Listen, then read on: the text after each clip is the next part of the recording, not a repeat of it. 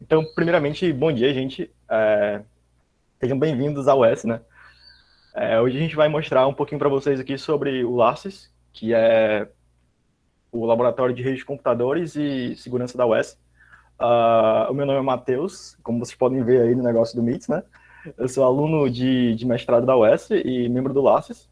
E aí, os meninos puderem se apresentar, Rafael e o Ariel também estão aí. Eu sou da graduação, estou no sexto semestre. Eu faço parte do Lattes aí tem um pouco mais de um ano.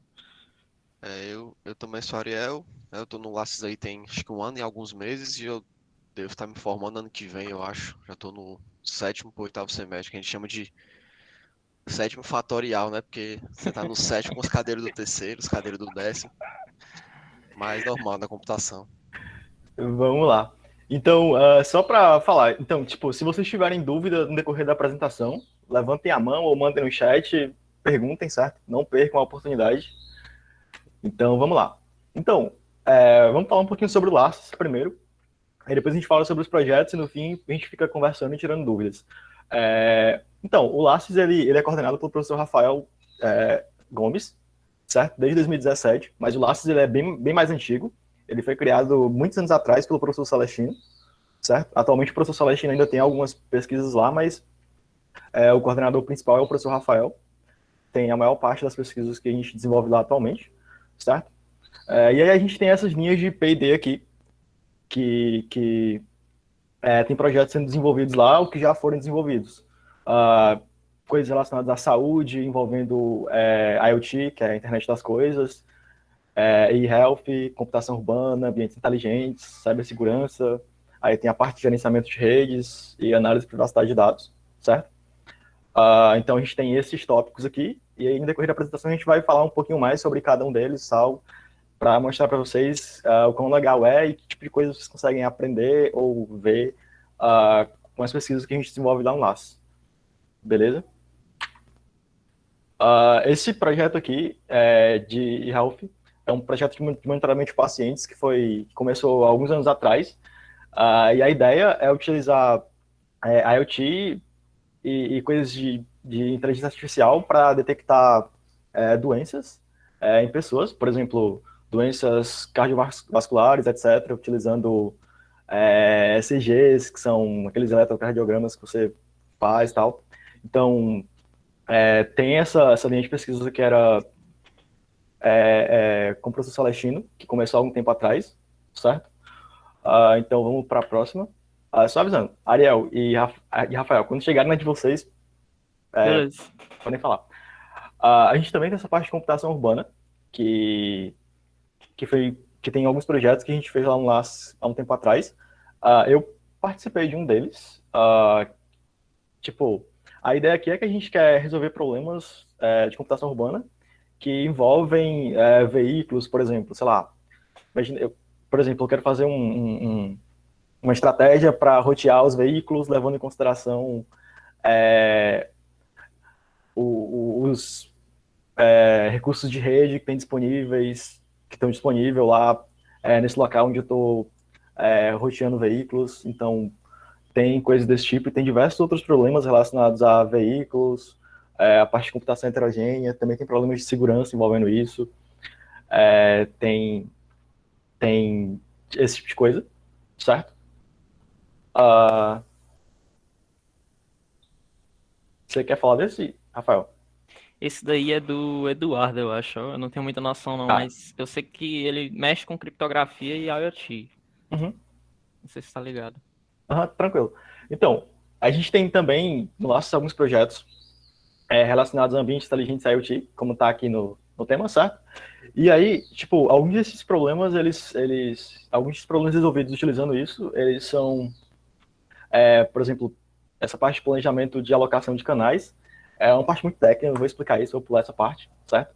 E aí a gente tem essas outras coisas aqui, de análise de dispositivos, mas indo para a parte que eu acho mais interessante para vocês, sem ser a parte técnica, é que participando desses projetos de pesquisa com essas coisas, tipo, vocês conseguem adquirir um conhecimento técnico, por exemplo, aprender a mexer nesses dispositivos de Arduino, ESP, Raspberry, que são coisas que são úteis para, sei lá, quando você vai conseguir um estágio, um trabalho, tipo, pode se tornar um diferencial você saber mexer com essas coisas, dependendo de que tipo de coisa você está querendo, de que tipo de área você está querendo ir no mercado, certo?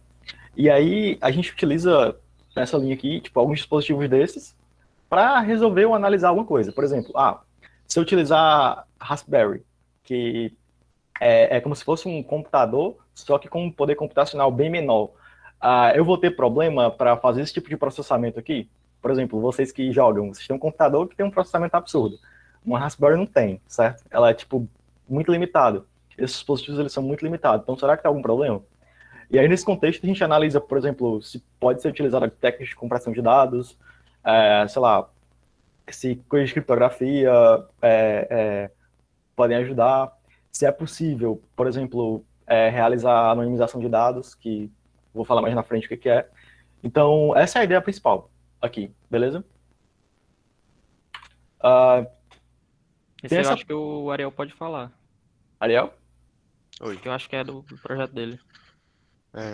Bom dia, pessoal. Essa parte de cibersegurança aí, né, acho que já é interessante também já dar um adendo mais geral, o LACES, né, como o nome já diz, é Laboratório de Redes de Segurança. Então, quem tem interesse nessa questão de segurança, né, que hoje é uma coisa que é muito buscada aí pelas empresas, né, porque essa questão de invasões e ataques, né, de DDoS e entre outros tipos de ataque, ela vem sendo muito mais comum de uns anos para cá, né?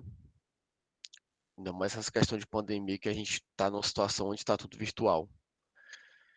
Então a gente está utilizando muito essa questão de utilizar a inteligência artificial para poder identificar esses ataques, né? Que é um dos projetos do laboratório, né? Que é o que eu estou mexendo, que a gente basicamente treina a inteligência artificial para ela detectar possíveis ataques que ocorrem na rede naquele momento, que é o que é interessante, né? Porque não é um ataque que já ocorreu, né? A gente treina uma IA para detectar o ataque no momento em que ele ocorre, né? Para daí a gente pensar, né? Ou dar alguma solução instantânea para a empresa para impedir que o ataque seja concluído com sucesso, né? E aí tem uns exemplos aí de coisas que a gente faz, que é essa questão da definição de perfil de tráfego, que é uma forma de identificar quais dispositivos estão presentes naquela rede para poder a gente treinar melhor a IA, né? Aí daí a gente vem para essa questão de políticas de proteção, porque até certo ponto tem essa questão de invasão de privacidade do usuário, né? Porque a gente precisa de determinadas informações de hardware, de rede do usuário. Então, até que ponto a gente tem informações invasivas ou não, né? E aí entra a questão da lei de proteção de dados, que é uma coisa que a gente vem estudando também. Aí tem essa questão de monitoramento de serviços, que nada mais é do que essa questão de também treinar uma IA para ela aprender o passo a passo disso aí, para poder também funcionar de uma forma melhor, né? Resumindo essa questão aí, a gente trabalha numa inteligência artificial que aprende coisas da rede dos dispositivos para poder detectar ataques. Ataques esses que podem ser específicos ou podem ser ataques de forma geral, né? E o que é interessante também, essa questão é de nuvem e borda, né? Que, como o Monteiro falou dos dispositivos, que são os Raspberry, que ele deu esse exemplo, né?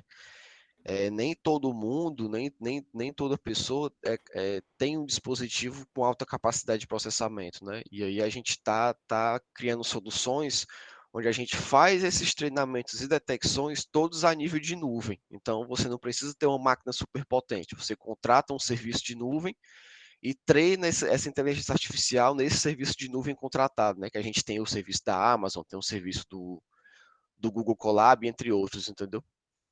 É um resuminhozinho aí dessa pesquisa em si, né? Que é a que eu estou mexendo no laboratório. É legal também. Acho que vocês já perceberam que, tipo, as linhas de P&D aí se misturam bastante, né? O Ariel tá falando aí de cibersegurança, mas tu teve essa pesquisa que tu fez era em rede IoT, né? E envolve anonimização, que são outras linhas que tem no laboratório. Então não é algo solto, né? Tá todo mundo trabalhando mais ou menos com as Em mesmas coisas, conjunto aí. né? Em conjunto. Só para dar mais uma ênfase no que os meninos falaram, tipo, dessa pesquisa que vem sendo desenvolvida no laço sobre detecção de ataques e tal, tem essa imagenzinha aqui no canto inferior direito da tela do professor Rafael. Esse cara aqui é o professor Rafael, certo? Apresentando um trabalho que foi feito nessa linha em parceria com a RNP e a Microsoft no WRNP, que foi antes da pandemia. Eu esqueci o ano aqui agora. Acho que foi 2019. 2018, não? 18, foi 18 ou foi 18? 2018. Então, tipo, isso é uma linha que vem de um certo tempo atrás, que o pessoal vem trabalhando nisso. Agora tá o Ariel nisso. Acho que tem mais gente. Então é uma parada legal. Então, Essa daí é a minha parte.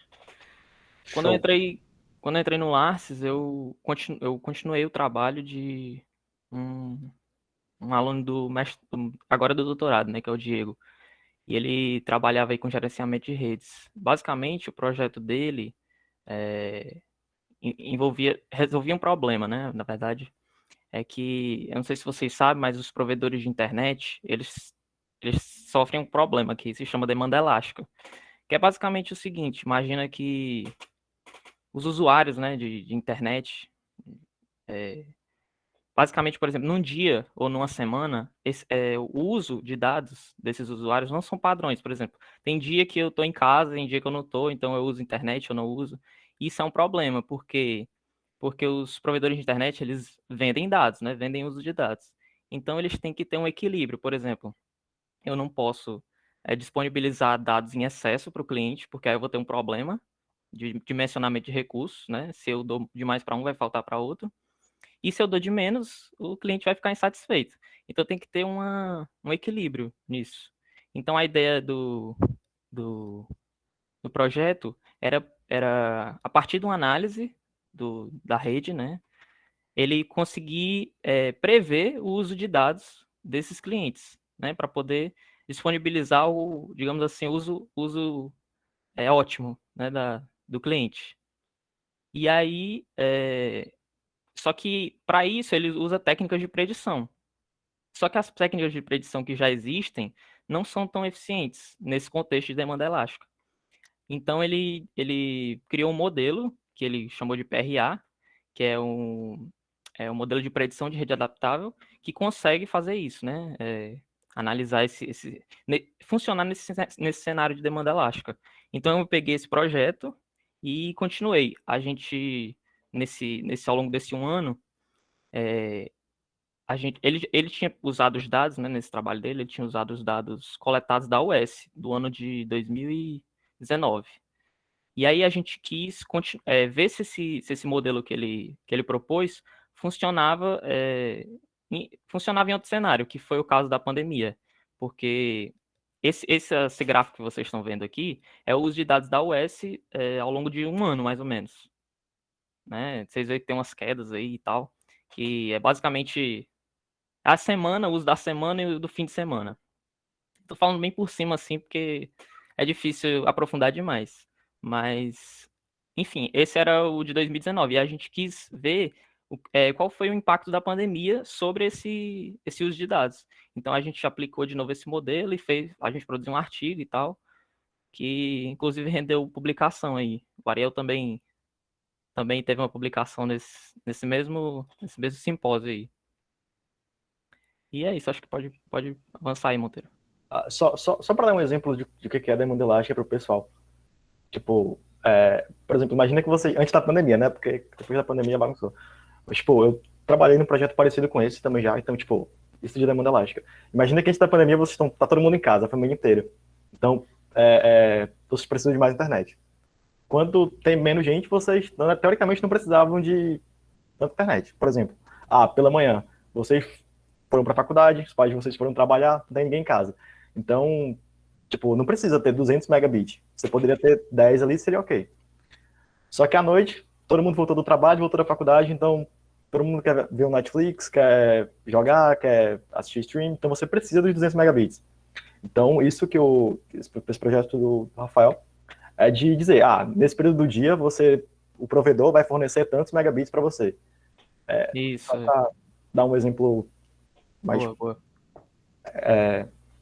do dia a dia. Aí é bem legal, um projeto que eu acho que eles estão continuando ainda, que o Rafael, o aluno, e o Rafael, o professor, continuam trabalhando com isso, certo? A gente também tem projetos, pesquisas na parte de privacidade de dados, certo? Acho que todo mundo que está trabalhando em pedacinhos diferentes. Eu vou fazer um resumão geral e os meninos podem explicar coisas mais específicas das partes que eles estão trabalhando. Então, a ideia é que aqui a gente tem a LGPD, que é a Lei de Proteção de Dados. Também existe a GDPR, que é a versão europeia, certo? Que definem coisas para proteger os dados. E aí, essas regras elas devem ser, esqueci a palavra, obedecidas. Por exemplo, se você tem um conjunto de dados aqui, eu não posso, tipo, publicamente, por exemplo, conseguir identificar alguém unicamente por algum dado que tem lá. Então, esses dados, eles têm que passar por um processo, certo? Para que isso não possa ocorrer. E aí, no Laços, a gente tinha vários projetos que trabalharam nessa linha. Tipo, tiveram projetos voltando para aquele cenário de ambientes inteligentes, onde algumas técnicas de fazer isso, de tornar esses dados não identificáveis, foram analisados em dispositivos IoT, esse tipo de coisa. Aí tem outros projetos que a gente está fazendo, que é, como é que eu posso fazer isso, de deixar os dados não identificáveis, de forma que técnicas de inteligência artificial consigam aprender esses dados ainda. Também tem um outro projeto que eu não sei tanto sobre, que é o projeto que o Rafael tá. Se quiser comentar um pouco, Rafael.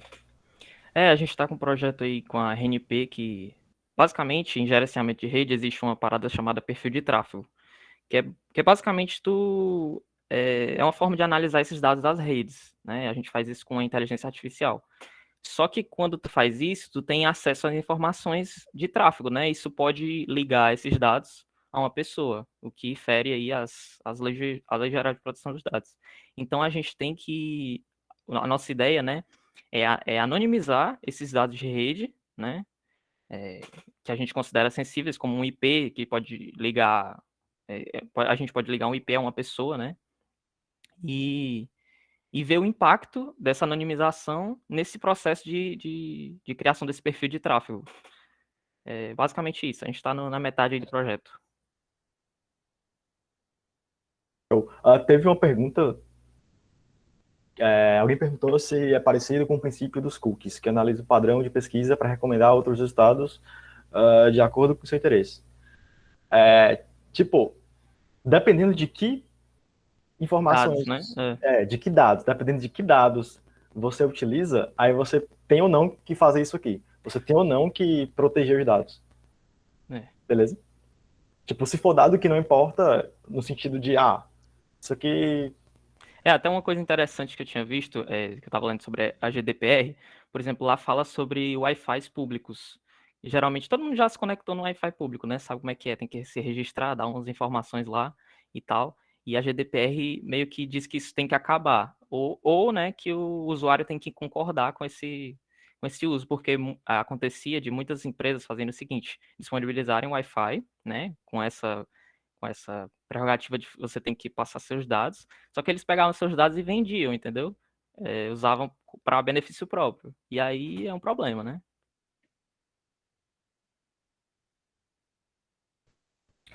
Não é que são menos protegidos, é que assim, por exemplo, se uma empresa está coletando dados, sei lá, cookies, para te fazer recomendação de algo, certo?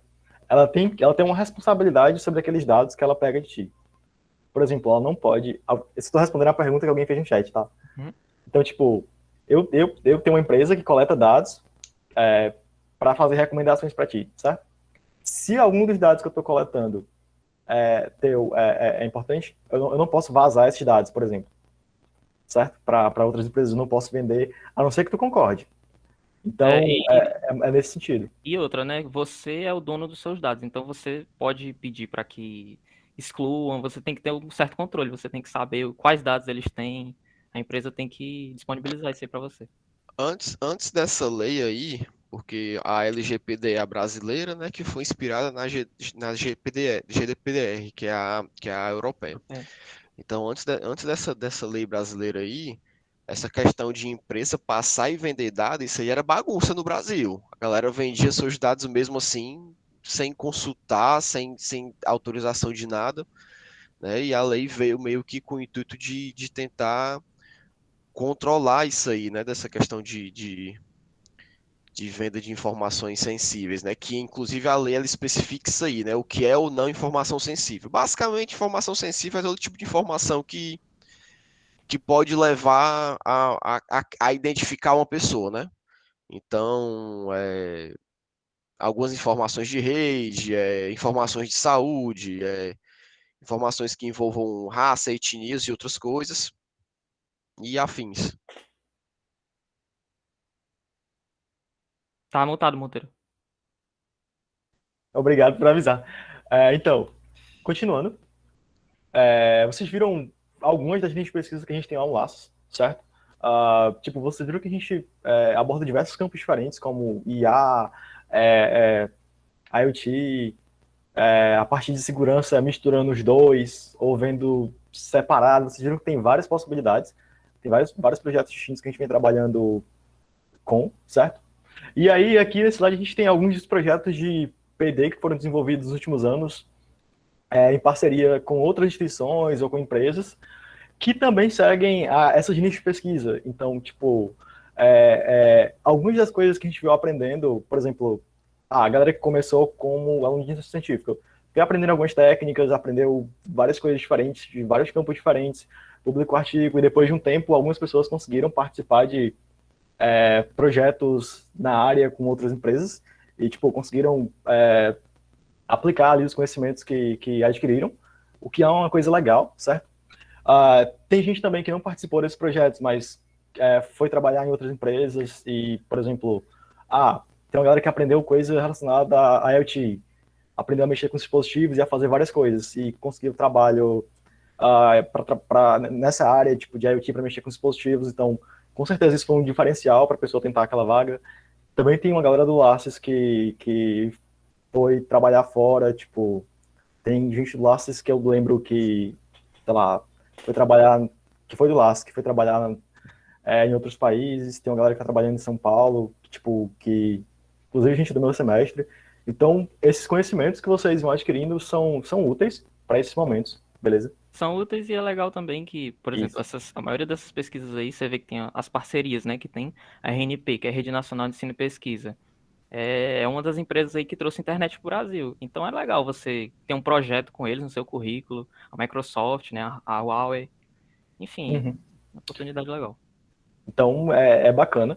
Também tem isso, de aparecer em projetos desse tipo, certo? E aqui a gente tem fotos dos professores do Laces e alguns colaboradores, professores da computação e também professores colaboradores que não são da computação. No início aqui a gente tem o professor Rafael, que é o coordenador atual do laboratório, e aqui a gente tem o professor Celestino, que foi quem criou o laboratório lá atrás, certo? E os demais professores são colaboradores. Inclusive, eu acho que o Rafael é que vai dar iniciação científica aí para eles. E vocês vão conhecer o Rafael em CC. Aqui a gente tem algumas universidades que colaboram com laços em algumas pesquisas, certo? Vocês podem ver que tem várias instituições, Unicamp, a própria UFC, o FMG. Existe bastante colaboração com pesquisadores do Brasil. Aqui a gente tem, eu mostrei os projetos de PD em um slide anterior. Aqui a gente tem algumas empresas com quem a gente teve parceria em projetos de PD, etc. Certo? E aqui a gente passa para chegar nos alunos. Aqui a gente tem um pessoal do programa de pós-graduação. Isso aqui não está tão atualizado. Uma galera daqui, alguns alunos daqui já saíram. E aqui a gente tem os alunos de doutorado e mestrado, certo? Eu estou aqui no fim, tem o Arthur, só para falar. E aqui são os colegas de vocês de graduação, que são alunos de iniciação científica do Laces. Tem o Rafael, que está aí, aqui, ó, o Ariel, o Matheus, o Eduardo e a Daniele. Ah, vocês vão com certeza ver eles aí nas cadeiras que vocês vão fazer durante o curso. Ah, mais é isso. Aqui a gente tem o e-mail do professor Rafael. Se alguém tiver alguma dúvida, pode mandar para ele ou pode mandar para a gente. E eu queria aproveitar para... Bom dia, cheguei. Bom dia, Bom dia, professor. professor. Tudo Bom bem? dia, professor. Eu queria aproveitar para falar para vocês que vocês aproveitem esse momento, certo? Onde os laboratórios estão se apresentando e vocês vão conhecer diversas pesquisas legais, coisas legais. Perguntem para a galera o que eles estão fazendo, mandem e-mail, não tenham vergonha de fazer isso, certo? E é sempre bacana fazer alguma coisa no início do curso relacionada a isso. Então, valeu, gente. Até mais. Qualquer coisa, podem entrar em contato. Obrigado a todo Valeu, tempo. pessoal. Obrigado aí. Valeu, pessoal. Até mais. Sejam bem-vindos.